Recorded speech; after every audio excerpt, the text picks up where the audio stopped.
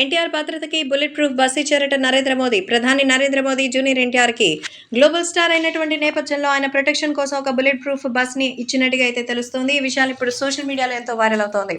So ప్రముఖ సెలబ్రిటీస్కి, మంత్రులకి, chief మినిస్టర్లకి, so పెద్ద పెద్ద వాళ్ళకి పొలిటికల్గా అయితే మరి మంచి బుల్లెట్ ప్రూఫ్ వెహికల్స్ ఇస్తారు, భారీగా సెక్యూరిటీ ఉంటుంది.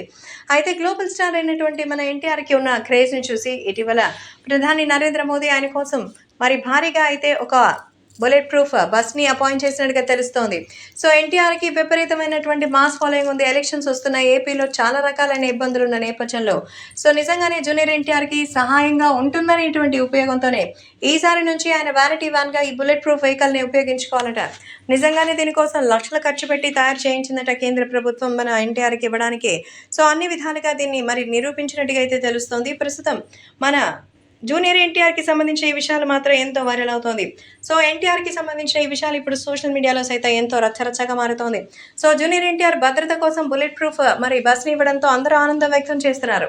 సో ఎన్టీఆర్ ప్రస్తుతం RRR సినిమాతో అయితే ఇంత క్రేజ్ సంపాదించారు. దీని తర్వాత ఇప్పుడు దేవరా వస్తోంది. దేవరా అంతకు మించి హిట్ అవుతుందనేది ప్రత్యేకంగా చెప్పాల్సిన అవసరం లేదు.